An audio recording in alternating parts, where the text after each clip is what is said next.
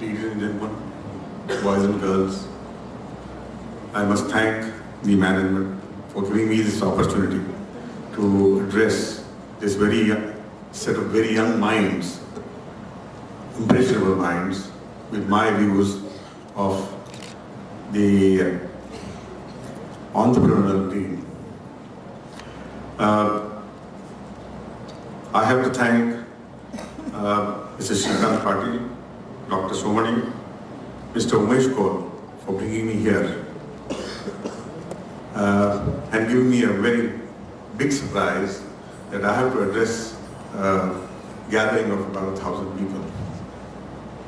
Well, let me see that I'm up to it. The topic I was told is entrepreneurial development. Entrepreneurs, I'm told, as the sayings go, are born. But I do believe that entrepreneurs can also be made. The entrepreneurial journey essentially will start with a mindset and a thought that this is something that I want to do. What is it that you do is something that you have to decide as an individual.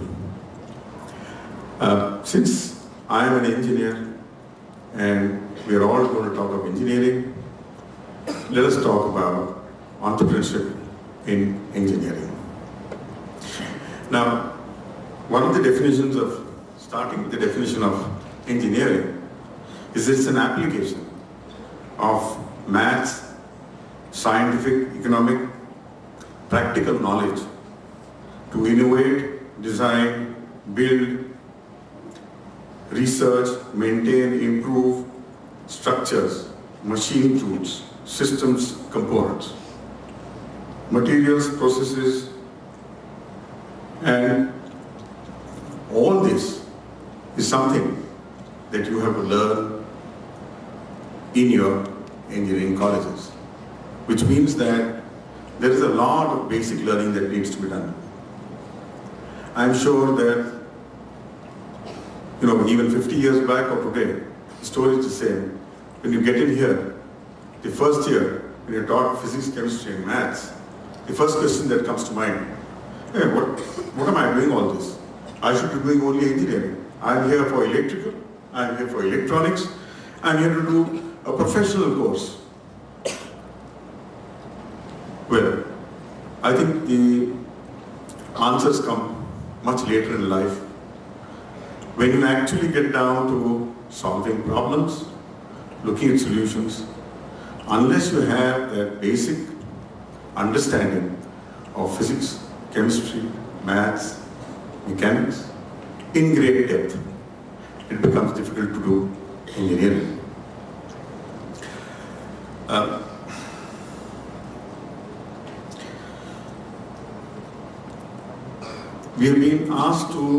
I've been asked also to talk about the entrepreneur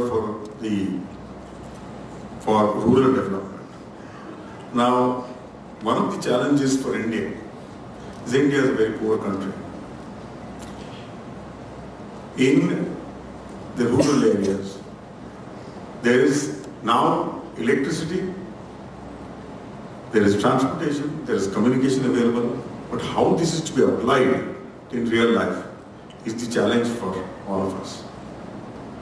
We need to make use of all the solar energy and the solar power that we have, which is free, but how do we apply it and actually use it is an engineering challenge. A number of engineering challenges like this are thrown up in the rural areas. And I think that there is a huge market which is available to us for deployment of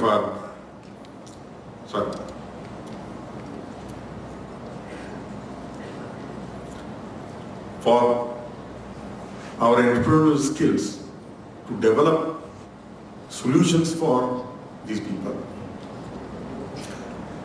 I am essentially a hardware-oriented person because after graduating, the first thing that came up was jobs at that time were scarce, opportunities were scarce, and I was offered a job in Pune, which is my hometown. So I jumped at the offer and settled down. The company that I worked for was a semiconductor company. We used to make transistors. I don't know how many people have heard of transistors now. I mean, they're like the dinosaurs, they're gone. The technologies have advanced very, very considerably since. And today, everything is available on a chip. We have systems on chips, we have specialist chips, and electronic design has progressed way beyond just electrical or electronics. The application of electronics is now so wide that it affects us in every walk of life, starting right from the first, which is the mobile. I've seen mobiles in children's hands, in a 2-year-old and 3-year-old child's hands. And there are various applications that are available which will amuse the child. Now this is something that electronics can do. Electronics can make life much, much easier for all. It's a productivity tool. However, this particular tool, if it is to be utilized or if this is to be built, we have to build it as engineers.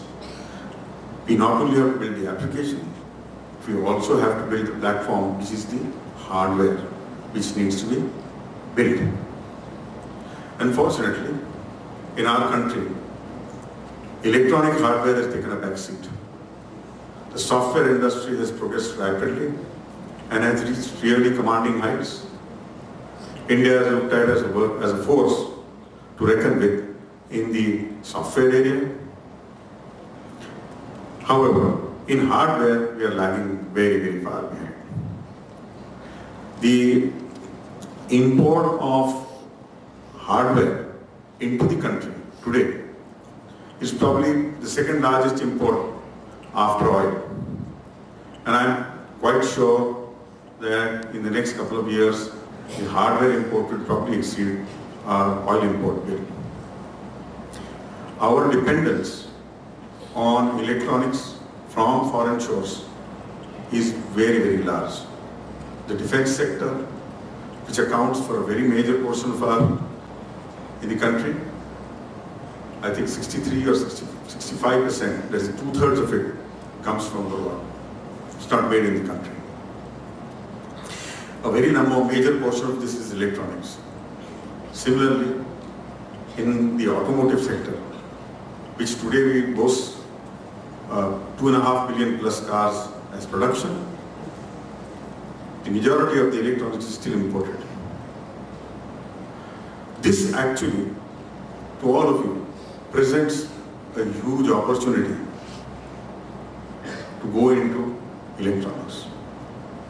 The government has recognized this and today is putting out programs to foster and to nurture electronics. A clear indication of this importance of electronics is that the Department of Electronics has become now a Ministry of Electronics.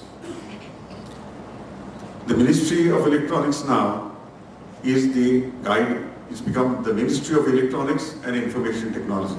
So these two together go hand in hand.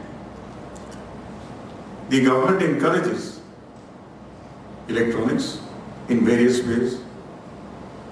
You've seen that the startup environment is now being nurtured and being pushed very hard by the government of India. All this, in my view, is a huge opportunity for the budding electronic engineers. A few words of advice. Please remain among the being entrepreneurial. One of the first things I believe is the attitude. And there has to be a can-do and will-do attitude. There has to be perseverance, hard work, and a massive and a very large amount of attention to detail, because the devil is in the detail. If you don't detail it, you won't succeed. You will fail somewhere because you have not looked at the detail. Now, these qualities of an entrepreneur are something that need to be fostered. You also need today, in today's world, a collective approach to the issue of building products, or because the skill set that is required today, you have designers, you have embedded designers, you have circuit designers, analog, digital, product design. Manufacturing today is becoming a very highly specialized business. Machining of components, manufacture of components is a very specialized business. Even selling is today very much part of the game. And in fact, I would say that the electronic design per se is only a very small part of the entrepreneurial dream. The rest of it has to be in terms of putting together and putting together necessary wherewithal to be able to manufacture and to be able to commercially launch the product. Now, I think I have touched upon a number of issues related to entrepreneurs. All I can now conclude, all I can say is, if there is anything that we can do to help, we'd love to help. There are lots of places where incubation centers are there. The government is really putting its best foot forward in promoting the entrepreneurial dream. And I will wish you all the best in this journey to become a great entrepreneur. Thank you.